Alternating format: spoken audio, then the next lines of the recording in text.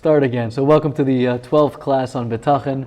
And as always, I want to just premise it or start off with saying that my intention here is to start a conversation on the concept of trust on Bitachon. I personally on my own journey and have been for a long time. And if past performance is indicative of future results, I will be on this journey for a longer than I would like to. But God willing, I will get there. But anything I say is my own thoughts. If I misquote, misrepresent, if you disagree with what I'm saying, I apologize in advance. My intent is to only start a conversation, encourage you to do the same, and to all of us to work on our bitachon, our trust in God, to lead a more meaningful, purposeful, healthy, successful life. So that being said, we will continue tonight. I'll just kind of lay it all out for you. We'll continue in the third chapter, section called Human Effort, and this discusses what our involvement is in the process. If everything comes from God anyways, and God's the one that provides for everything that happens, where do we fit into the scheme of things, and what do we need to do around that? So it's not a very long section, but it's setting up a bigger conversation, which is not only why are we involved in getting involved, but how do we get involved, and what are we supposed to do to be involved, and how far should we take it, etc. But before we do that, as is our custom, I will read a letter that the Lubavitcher Rebbe sent to somebody in the year 1951. The concept of trust in God and working on one's bitachon and learning this very sefer, this very book, the Rebbe had talked about, as we discuss constantly here, from the very beginning. It was a point that he was making to everybody, especially the generation after the Holocaust. He turned to this sefer and encouraged people to learn this sefer in order to boost their trust in God. So we'll choose a letter out of the book In Good Hands, and here it goes. Written in the year 1951, the 22nd of the month of Iyar. Greetings and blessings. In response to the Pidyon Nefesh, which is the note that you sent me, when I visited the holy resting place of my revered father-in-law, the previous Rebbe, I mentioned your name in connection with what you need. He no doubt will intercede, and he will arouse divine compassion upon yourself and your wife, that you enjoy robust health with peace of mind and body, and particularly since, as you write, you have a letter from him with his holy blessing that you settle into a good life. You write that you suffer from an ailment, though you don't say what it is, and that at any moment you are likely to undergo a serious heart attack, God forbid. It appears to me, he writes in parentheses, that this is not the case, and that begging your pardon, this is an extreme exaggeration. You write further that a partition of iron is separating you from God, and that your prayers and your charity have had no effect, and so on. Without a doubt, you yourself also understand that all of this is no more than fantasy. For even if there was a partition of iron, the rabbis assure us in plain words that, quote, even a partition of iron cannot separate the children of Israel from their Father in heaven, end quote.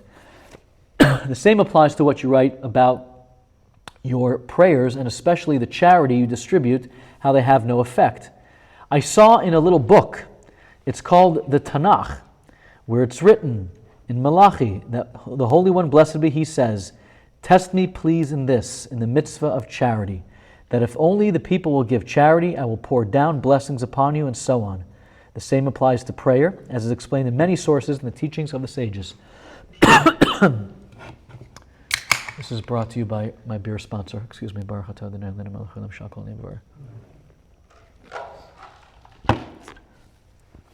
Above all, as is clarified in the works of Chassidus, this is one of the counsels by means of which the evil inclination, the Yetzer Hara, topples a man into melancholy. And if melancholy stemming from spiritual reasons give good cause for vigilance, how much more wary must one be of melancholy that comes from some other source, for there is nothing worse than that. You should insistently fortify your trust in what even the most light-minded of Jews believe, that the Holy One, blessed be He, is not only the creator of the world, but that He also conducts it, not only long ago, but also presently, every day and at every hour.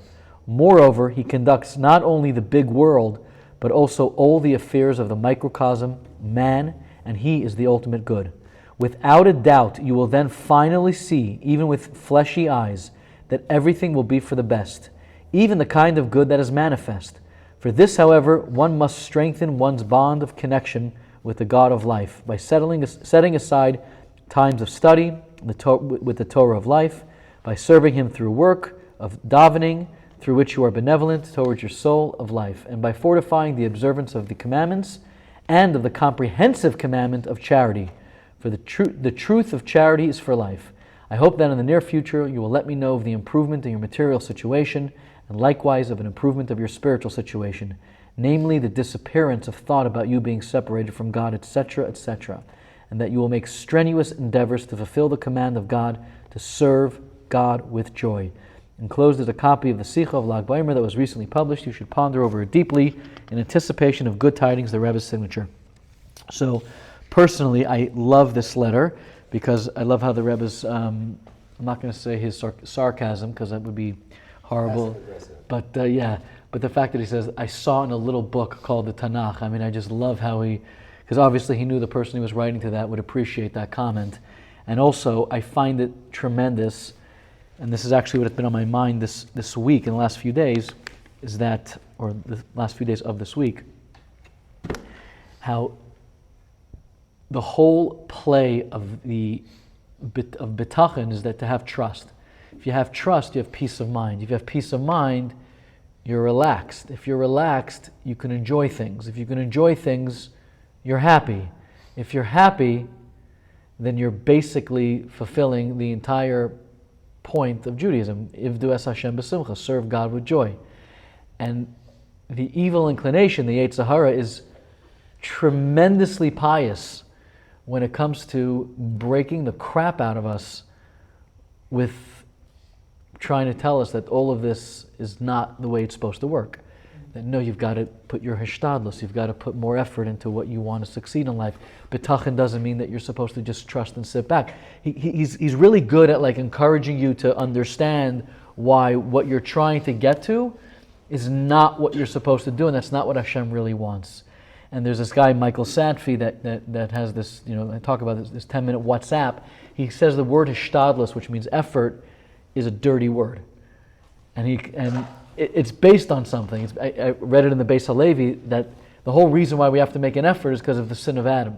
Mm-hmm. And if Adam wouldn't have sinned, we wouldn't have had to make effort. We would have been given everything that we needed in the Garden of Eden. So this whole concept of you have to make an effort and do your part and don't get lost in the fairy tale of trust is the wonderful evil inclination trying to piss you off, make you not succeed. And every time you feel a high of, I got this, like I can do this, he's like, no, dude, you got to wake up early tomorrow. You got to put in a 15-hour day. What kind of putz do you think you are? You think that George, whoever it is, or made all his money by sleeping in till 7:30? No, you got to be up at 4:30. Conference call at 5, bro. Like, what are you talking about? That's how success happens. So I find it tremendous that when the Rebbe talks about also how the evil inclination is like great at messing with you in that regard. Yeah, he's fantastic. In fact, he's even better, and he's more slippery when it comes to I think Avram Mayar. There's a story with Avram Mayar or Zalman Moshe Yitzchaki about this Yetzer Hara. Like it's better to be. I'll remember the story. I'll say it next week. But the concept is that when the Yetzer Hara is pushing you, the pious Yetzer Hara is a lot worse than the one that's pushing you, to do some real bad stuff, because it's so much easier to battle, the good, the wrong versus sumer aviyasei tov. Stay away from the bad and do the good thing. At least you see black and white. But when he's like telling you, in the name of God, in the name of goodness, you need to really, look at this differently. That's when you totally get screwed up. At least I do. Okay, let's go to a quick story before we go into the book itself. So this is it's actually from Gemara in Tainus that talks about, and maybe you guys know the story, there was, during the time of the Second Temple, there was a gentleman by the name of Nakdimon ben Gurion, whom was a gentleman that lived in Jerusalem, and it was during one of the 3 festivals that the Jews would travel to Jerusalem. There was a massive drought, and there was no water available, and he was very concerned that with all the guests that were going to travel from all around the country and beyond to celebrate the festival in Jerusalem, there wouldn't be enough water, and he knew it would be a crisis. So he went to I guess there was a Roman or some very wealthy non-Jew who had massive reservoirs or stores of water, and he made him some ridiculous deal that, let me have all the water for the visitors, and if it doesn't rain by such and such a date after the holiday and all the reservoirs aren't refilled from rainwater, I'm going to pay you some ridiculous amount of money. And of course, the gentleman, being a businessman, took him up on the offer, and during the holiday everyone had water, and it was a great celebration, and it worked out well. And the day comes where it's the debt's due, and it hasn't been a stitch of rain the entire time. And the governor or this guy sends a note to Nakdima and says, dude, you owe me some serious coin, you better go speak to your banker. And he says, note back, the day's not over. And he runs to the temple and he goes and he prays. And he's like, listen, God, hook a brother up. I was there for you, and now's the time. He's trying to cash in his chips. And the story goes that it was coming to late afternoon, and suddenly the clouds gathered and it started to pour. And it was raining cats and dogs, as they say. And of course the reservoirs filled up, but the governor said, dude, you missed the day. It's dark outside. You have to pay me back by today. So he went back to the temple and he prayed again. And then God cleared the skies, and the sun was still in the sky. So the miracle, of course, was that the afternoon was elongated. So the point of the story is that when it comes to God, who is infinite, whom time has no relevance, time is something that we understand. It's never too late for God to do what He does, because God's beyond any fashion of organized anything that we understand. And it's hard. It's not easy. We work in a world that is 9 to 5. There's a due date, there's a grace period, and then there's your screw date. It's all there. So we have to work in that level. But at the same token, there's no question that Hashem is beyond that, and that we believe and trust in a God that's beyond that. And with that note, I'll say that we, since last class was the last day of Hanukkah, was Zayis Hanukkah. So it's Shalom Mordechai Rabashkin's big Yom Tov, the day that he was let out of prison. So he called me on Friday morning to give me a blessing. And I'm a relative of his, and we collaborate on different things. And it's amazing to speak to a person whom their story of Bitachon, his story is just tremendous, obviously. And I don't know that anybody that can go through what he went through, but to share in that day with him, this many years later, it's like his Yom Tov, like when you talk about Yud Tes Kislev, you want to try to connect to like what that might have meant, or I don't know, Yud Shvat, I don't know. For me personally, I try to connect. Usually my Yetzer Hara is like he's so good that day. Like I have every excuse to be the worst individual Jew I can possibly be on any Hasidic day, but it's amazing, like to hear in his voice the real celebration of his experience and how he fought for Bitachon and how God showed him the miracle on the day that he lost absolutely all hope. He didn't lose hope, but let me rephrase that. There was no hope beyond having trust. Every part of the story that he could have tried, he tried. There was no more appeals. There was no more letters to any more senators. There was nothing. It was absolutely over, and he got let out on that day. And it's so powerful when you tie it to a story like this. You just it gives you chills. Like the guy was toast. He was totally screwed, and he's totally not screwed anymore. Now what he does is he's pushing this point. So no matter how trivial our challenge might be to each individual, that challenge, whatever it is all that you can think of. And it's powerful to remember that miracles do happen, and that they happen in an amazing way. And it's not something that we have to reach to the stars or back to the times of the Talmud or the second Beis Hamikdash. This is a story that we all witnessed. All of us witnessed that. Whoever was following that story, and it actually happened. So, okay, so that being said, let us go to the book. So we're going to continue on we're in chapter 3, like I said earlier. We're going to continue on page 79 on the bottom of the page. Human Effort is the title. And as per every week, I'm not going to try to out-translate the translation. They translated it already. But what's going to be fun is that we're very close to publishing the Spanish edition.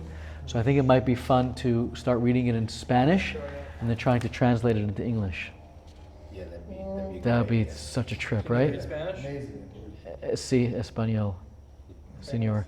I grew up in Miami-Dade, so Spanish is kind of my thing. En poquito. En poquito, sí. Okay. Viva la Mexico. Okay. Lionel Messi. Exactly. All right. But with much love to all my Spanish brothers and sisters. Okay. Human effort. The fifth introduction addresses why, in contrast to animals, whose needs are readily available to them, a person is required to make great efforts to obtain his livelihood and other needs. The person should clearly see that the completion of all matters that come to be in this world after its creation come to be in one of two ways. One of the manners in which they come to be is solely due to the decrees of God, may He be exalted, and due to His desire that these things should immediately come into existence. The second manner in which they come to be is through various means and intermediaries. Some of those intermediaries are immediate, while some of them are remote. Some are revealed, and some are hidden. But all of them hasten to complete that which, bottom line, God has decreed should be, and the way they should appear, while God helps them accomplish this. A person is required to know that while everything comes from God, there are some things that God decreed should immediately come to be, without any further action necessary, while other things that God decided should come into being through various means. So, if you've ever done any business in your entire life, you know that sometimes it just lands on your lap, and sometimes you've got to bust your chops time and day in and day out, and 15 times till Tuesday to close a deal. And sometimes you make a killing the first way, and you make nothing the second way, and sometimes it's reversed. But ultimately, of course, it's all from God. So flipping back to 79, we're going to hit the commentary on the bottom of the page. And we're not going to hit all the commentaries, but this one is an important one. I mean, they're all important, but this one caught my eye. So, come to be in one of two ways. The creations are brought about in two manners. One, the Creator's decree without human intervention, such as a wild tree and mushrooms. Don't know why they use mushrooms as an example, but they use it. I'm saying, why mushrooms? You're like, why mushrooms? Maybe the guy's doing a journey that wrote this, I don't know. Could be. Or two, not that there's anything wrong with that, the Creator's decree with human intervention, such as bread and clothing, which comes through plowing and sowing, etc. So basically, you have some things that just pop out of the ground in short. I guess that's why it was a mushroom, because it's just boom, it's there, versus things that you've got to, go through motions. Exactly. A similar reading with a bit of a different meaning is a person is successful by God's will alone, such as when he finds a treasure or receives an inheritance, or two, a person needs to work for his money. I am so not number one, by the way. I just want to say for the record, I am, as of now, number two. It is explained that there are two types of bread. Lechem min haaretz, bread of the earth, and lechem min hashemayim, manna, bread from heaven, which was given to the Israelites in the desert after they left Egypt. The difference between these two breads is not the orchestrator of the sustenance, meaning bread of the earth coming from human effort, unlike the manna from heaven. Rather, their difference lies in human perception. So the fact is that my statement just now was wrong. Despite the fact that there's human involvement with the bread of heaven, as well, the Israelites had to leave their tents to collect the manna, and they had to consume it. Their perception was nevertheless that it was a gift from God. It was of heaven. In contrast, bread of earth comes through toil, leading the person to believe that it is he who has accomplished its outcome through his effort and ingenuity. So, pretty funny that I read this before tonight, preparing for this, and I totally forgot about this because I just outdid my own statement. 1 and 2 is really the same thing. I myself got lost. So why indeed is there human involvement with the consumption of the heavenly bread? To teach us, and more so train us to see the human involvement as merely a process that God has inserted into the physical world. If we want to achieve, we must put in effort. Therefore, although it was evident that it was the bread of heaven, there still had to be some human involvement. This also teaches us that the same applies to bread of the earth. Although there is more human involvement and toil, at the core of it, it is God's blessing. It's God who is blessing the efforts, and God will bless you in all that you do. It says in Deuteronomy, and everything comes from God. This is why the manna was given to the Israelites in the desert before they entered the land of Israel, where they were commanded to work the land, to teach them the important lesson. You might be involved, but ultimately it's God's production. Bottom line, you might be involved. Okay, it's just repeating what I just said. So, what's that? You must be involved. So the addition of the word must. So, yeah, like I was just giving a perfect example, is no matter what part of it is happening to you, it's all coming from the same source, and you're responsible to put in effort, whether it's simply cashing the check that it came into the mailbox because of a deal that you didn't even know you closed, but you did, which I'll tell you a great true story about that happening to me in a minute, or you put the effort in. Hashem is orchestrating all of the outcomes, and your effort might be as simple as walking over to Chase Bank, or as detailed as hustling that particular deal. You know how much effort to put in. At what point is going to the bank is... I think you have to assume that maximum effort is needed at Yeah. all times. Well, Getzy, didn't you say you should still be able, you said this a couple weeks ago, you should still be able to perform all the mitzvot So of the day. So, for example, you're not trying to stay up until 2 in the morning if you're going to miss Mariv or whatever. So I think it was from something the Rebbe said, that you have to put the effort in, but of course as a Jew you have to go to shul in the morning, and you have to learn, and you have to be helpful for your wife, and you have to make sure to go to mincha in the afternoon, and so in between all that is make the ultimate effort. Well, so Not like you're trying not to do effort, but a lot of distraction. Be like, okay, but I have Habitachon. I put my 2 hours of effort today, and I'll put 2 hours tomorrow, as opposed to putting in 5 hours and shifting other things around. So first of all, that question, the answer, and the process is exactly what we're trying to uncover, and we'll spend a lifetime doing it, number one. Number two is you've got to be honest with yourself and not delusional, which means I can't, spiritually bypass living in this world, and I also can't physically bypass being spiritual in the physical world.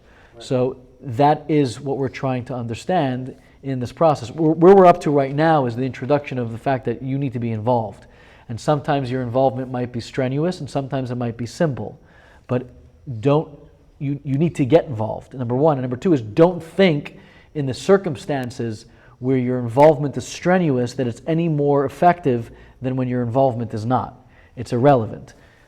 Great question that we're constantly going to be hit with until we find the answer within ourselves, which is getting to the level of knowing that Hashem is going to provide for what you need, and putting your trust into it, and remembering that your hishtadlus, your effort, is pointless, but that you're still required to do it. So, but we tend to look for the quick fixes, right? That's what we're all, we want to find that quick fix, the quick solution, the quick everything.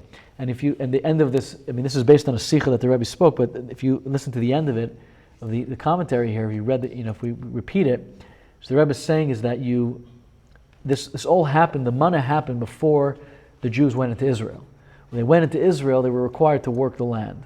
So Hashem gave them the ultimate example of everything comes from heaven with minimal effort, meaning literally put on a bathrobe and just walk out your front door, and breakfast is delivered, breakfast of champions is right there, to then stepping into Israel where they had to literally work the land, fight wars. Those guys were put right into reality like that, coming from free dry cleaning, great, electric, when they had the cloud of fire at night, they had the cloud of protection during the day. These guys were living, cable TV, Monday Night Football.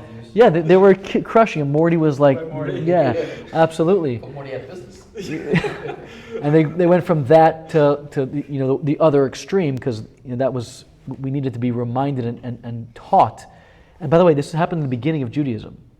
Torah was given, and the manna was like a massive lesson that was presented to the Jewish people, because For faith? What's that? For faith? For trust. Right. And it was daily. This was a daily delivery service. Right. So every single day we were being trained to trust that God was going to provide. And you could not double dip. Yeah. just for Shabbos, you were able to take 2 portions, but you couldn't take more than you needed. If you took less than you needed, you had what you needed. Like, Hashem took care of you, period, the end. And it was a constant daily process to get the people to realize that I'm good, God's got me. To the extent where today we're meant to live we're supposed to get to a level where we're not worried about tomorrow. We're not anxious about what's going to be tomorrow. What's today's bills? What's today's needs? What's today's objective?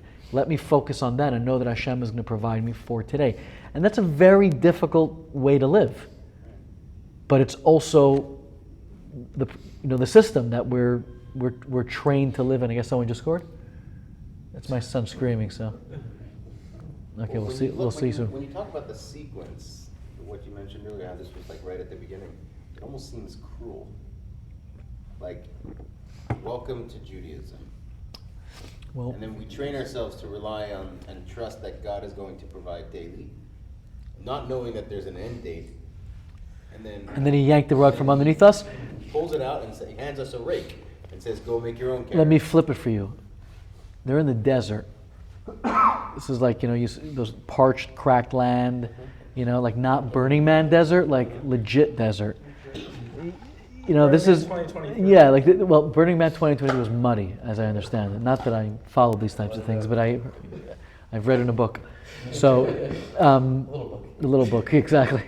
So, they're there, and this was a very shook group of people.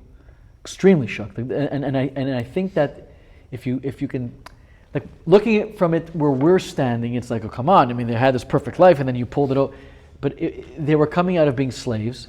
They were being chased by an army to literally. But let me put into present day context. Hamas is chasing them. They're by the sea. Imagine Hamas, God forbid, was coming from the river, and Israel's by Gaza, and there ain't nowhere to go. And they're pushing them into the sea. And they were spooked beyond. And then God performed miracles. But there was still, this was a generation of really, talk about PTSD, trauma. I mean, the therapists back then were making a and it wasn't killing. Like generations. It was the same generation. What do you mean? It was certainly generational. No, what I'm saying is the people who had experienced the trauma that we're talking about are the same people that we're experiencing. It's not like my grandfather was a slave and I'm getting the money and my correct. It was the same group of people, but your grandfather was a slave and his grandfather was a slave, and they were shoving babies into walls, and it wasn't a Holocaust 70 years ago for 8 years or 5 years or 3 years of complete annihilation. Like, you're talking about hundreds, generation after generation. Like, oh, well, congratulations, you have a little slave. That's really wonderful. I mean, but the truth is that in this country, black people had they had the same concept from slavery, but here they were. I mean, the truth is I don't know the numbers, but I'm sure plenty of them got killed and raped. And I know, right? But no, but I'm saying if you read the commentary of the Midrashim, for 200 years the Jews, they were like just taking babies. They were killing everybody, raping, killing. They were. Imagine that. Like, I guess the Black history is a similar concept. Like what the Rebbe Shlokim did in Europe, right? There's a renaissance of Judaism in Europe, coming from like the 40s, 50s, 60s, 70s, all the way up until today. Imagine that where we are right now was 2 years removed from the Holocaust, 3 years removed from the Holocaust. Like that kind of from one to the other extreme.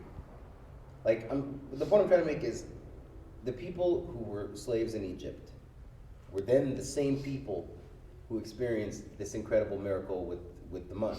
And it wasn't like, it was real to them. It wasn't like they had to relate to their grandfathers telling them about their slavery.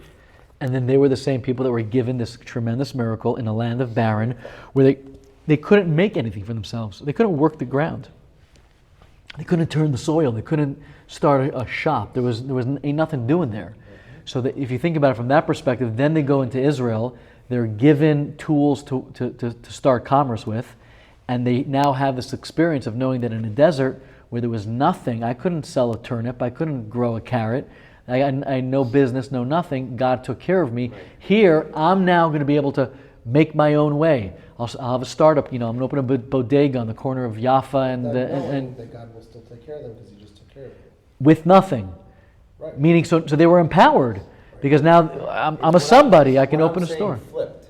But so you're saying that it was so mean, Right. but in fact I think it was the opposite. It was giving them It was this. empowering. The truth is, yeah, it was giving them the ultimate tools for They already knew entrepreneurialism. that God was taking care of them. They saw the miracles with their eyes, so they got into Israel. It wasn't hard for them. It wasn't rough for them because they knew, now I'm going to work for it, but God will still take It's care not like of they it. were relegated to this comfort zone where I Right. could just sit in my robe, like you said, and God will give me breakfast. Now they're coming with the perspective that God's got my back. And also I can create, but then it was going to eventually lead to I'm creating. Right. So then slowly you forget about the God factor, and that means if I'm now failing, then where's my help going to come from? When you get far from that, which is why one of the things that was in the ark was a jar of manna. And later on in Tanakh, in Nevi'im I think it is they take, I forget which Navi it was or in which Sefer it is, but he takes out the jar and he says, see that Hashem took care of you. It reminds the Jewish people that when we had nothing, God took care of us. But that's where the whole concept of trust starts. So I forgot how we totally got to this the point in the conversation, but I would say that it's the flip, is that this empowers the Jew in Israel to start a business, and also is meant to remind us thousands of years later that when seemingly everything we do, everything we have is the fruit of our own effort and labor, is no.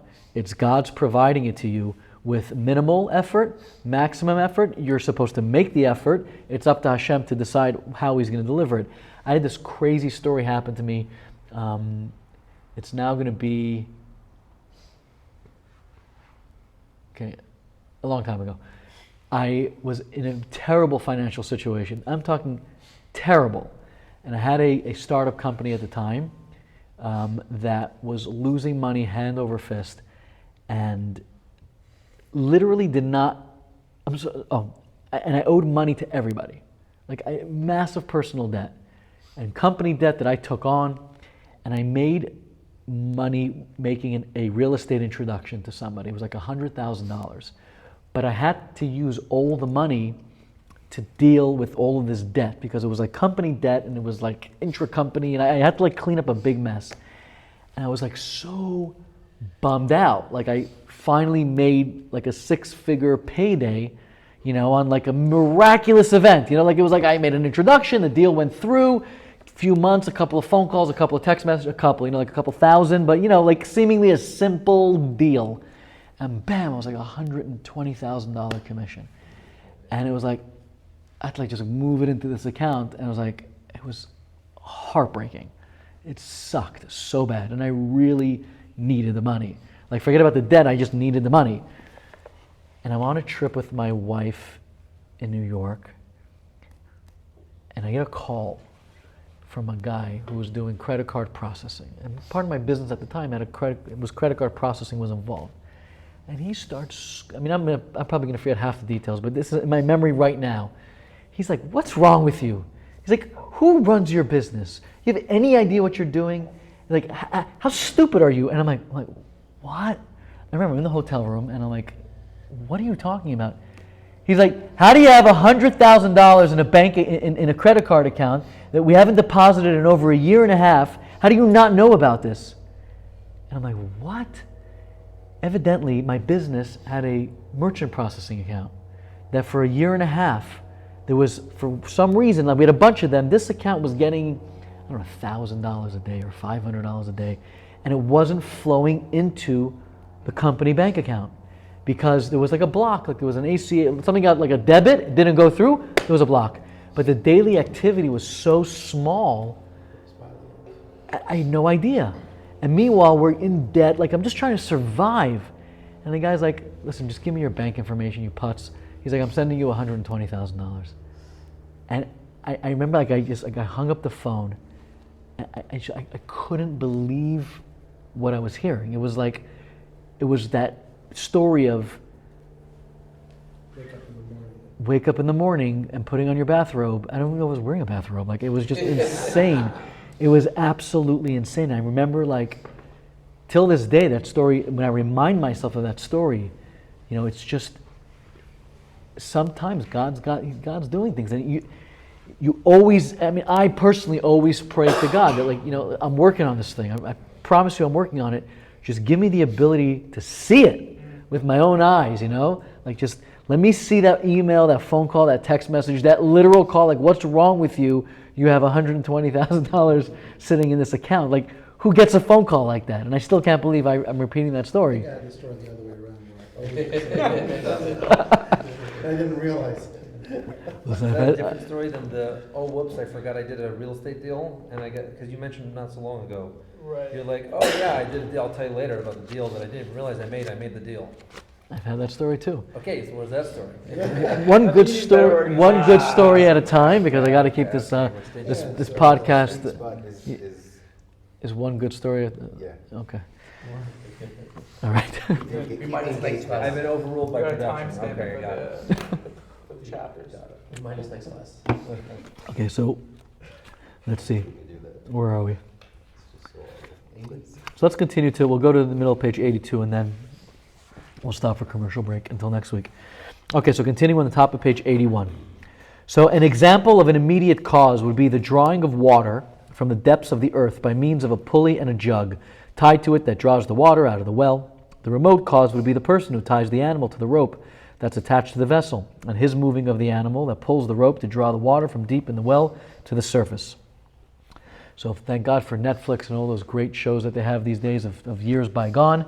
I'm sure everyone knows what we're talking about here. A pulley system that pulls the water.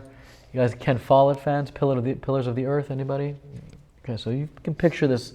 No one can picture? Do I have to explain this? What's that? Exactly. New book just hit, by the way. Is number 5 in the series just hit. Just got it yesterday. I'm a junkie for historical fiction. But anyways, the point is that he's trying to explain that there are immediate things that affect, and then there are remote things that affect. He's talking about a pulley system. So there are those causes that are between the person and the vessels that are being used to draw out the water, which are intermediary causes between the two matters.